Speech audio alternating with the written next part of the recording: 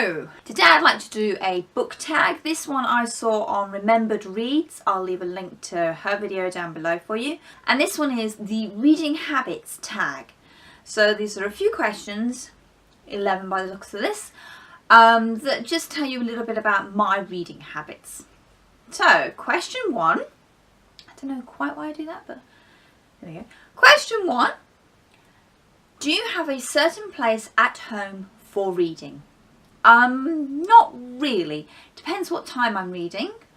Obviously if it's bedtime, I will be reading in my bed, which is currently where I'm filming at the moment, in my bedroom. If it's during the day, I'll be sat on the computer chair downstairs with a book on the desk that I will dip in and out of. I don't like sitting at the big dining room table to read, it's just uncomfortable. I like slouching in a chair because it's comfortable, generally with blankets because it's normally cold when I decide to read, and with something to eat, you know. Question 2, do you use bookmarks or pieces of paper?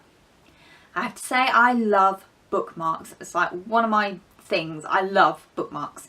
In fact, I have to actually make bookmarks because we don't have enough in the house, so I just get a pretty nice picky and laminate it and away we go.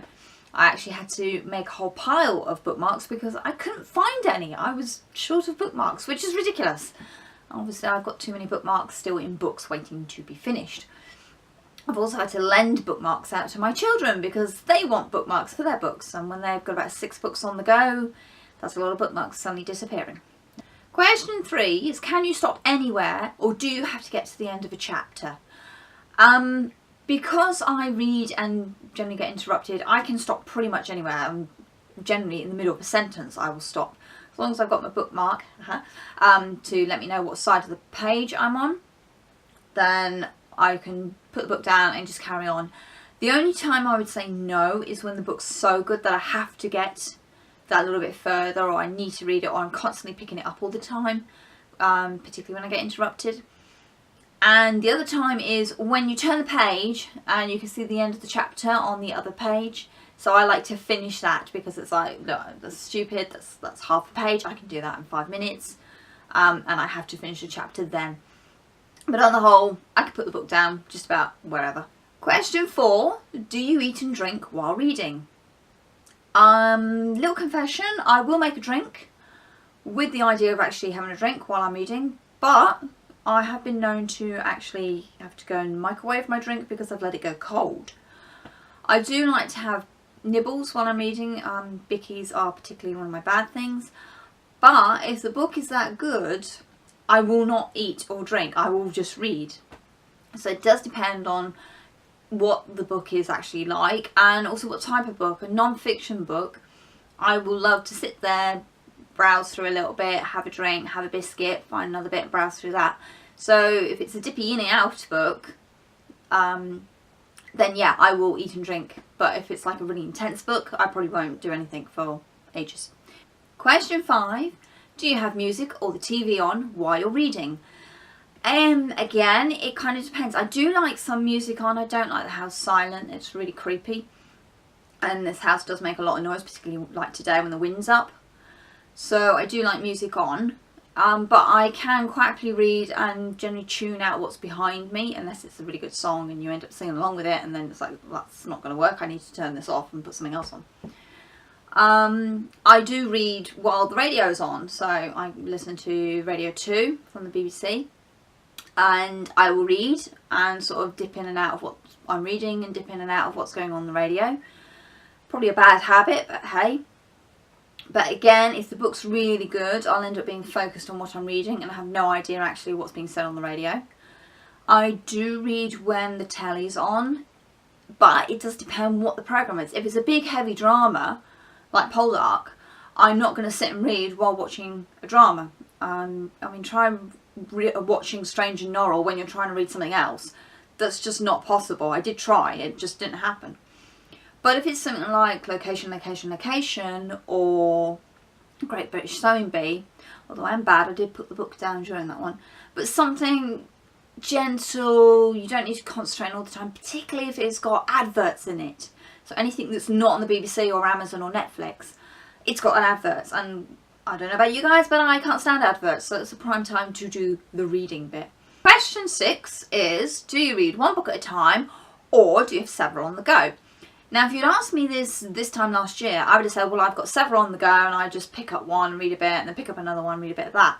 I have to say, since I've been booktubing, which has been 1 month today, it's Friday by the way, I have discovered that I read a book and I don't read anything else, I just read that book and then I'll pick up the next one and I'll read that book. So my reading pattern has changed since doing booktube, which is really interesting, I'm finding. I don't know if that's because I've got a goal and I've set and I'm going to read these books this month, or if it's just like, right, I'm so keen, I'm just going to do this properly and read one book at a time.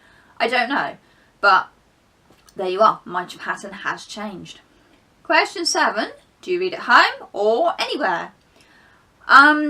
Those of you who've seen my booktube newbie tag, the photo that's used for the menu screen is me reading in a hammock on the beach on the south coast of Britain. So you can kind of get that idea that I will read just about anywhere. I can't read in the car, it makes me sick, which is a real pain because that's an ideal opportunity to do some quality reading time. Never mind.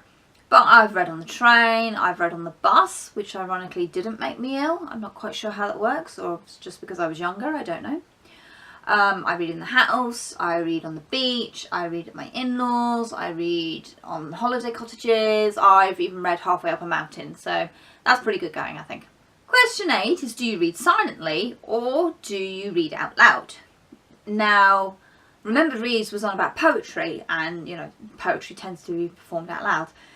I don't like reading out aloud. I get very breathless, I stumble over words, I get all uptight about pronunciation, so I tend to read it in my head and that's it. I have read to my husband when he's been too tired to read to me, which generally does put him to sleep very, very quickly, but apart from that, it's always in my head. Question 9 is, do you read ahead or even skip a few pages?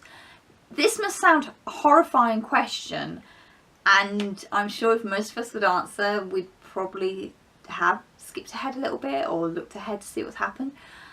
I am pretty bad, particularly for books not quite holding my attention. I'll look across to the next page to see if it's going to pick up or not in this chapter, and I've done that a few times in quite a few books. And if I see something on the other side that will say, oh yeah, that sounds good, and I'll blitz through what I'm reading to get to that bit. Some chapters have interesting headings to them, so I have flicked to that chapter just to sort of see what that's about. I did it recently with Eliza Rose. There's a chapter in there called No Blood, so I wanted to read it to see if it was actually about what I thought it was about. It was, but I read that chapter about 3 chapters before I actually got there, so you know, I do jump ahead a little bit. I'm not too bad. I'm not like my father-in-law, who will read the last page of the book to see if it's any good before actually starting the book. I'm not that bad, but I do occasionally sneak forward just to see, is the plot going to pick up, or is something really good going to happen, or oh my gosh, this is really, really bad and I need to know if someone's going to be okay at the end. So it does depend. Question 10 is, do you crack the spine of your book? If I cannot help it, I don't like putting lines on my spines. I prefer my spines nice and smooth. I mean, that one's terrible, but that was secondhand when I picked it up.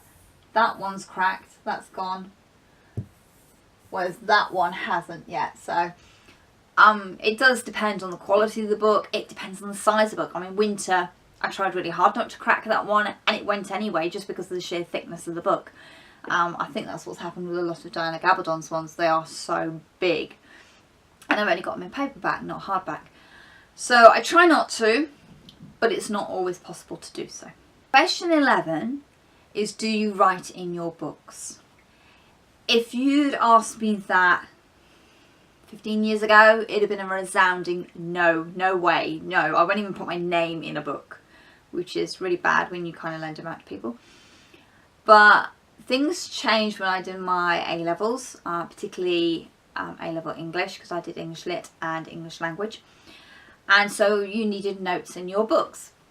which was terrible for someone who didn't write in books at all, and suddenly I'm being told to scribble it in. So I did all my writing in pencil. I tried to colour coordinate themes and that, so I could just use pencil crayon to highlight paragraphs and things like that. I do have a book downstairs that I've got post-it notes in. In my Gloomy Days video you'll see it. It's Scotland's Story of a Nation. It's full of post-it notes, and I have highlighted passages in there as well. So I'm not adverse to it, but I don't like doing it. I certainly wouldn't do it to one of my fiction books. That's just like a no-no. And even my non-fiction books, I'll probably put bookmarks in rather than a note or anything like that. So yeah, don't write in your books ever. It's wrong. And that was the final question. So that's the Reading Habits book tag. If you want to share your reading habits with me, please leave a link below to let me know where to go and find it. That would be great. And thank you for watching and listening. Happy reading. Bye.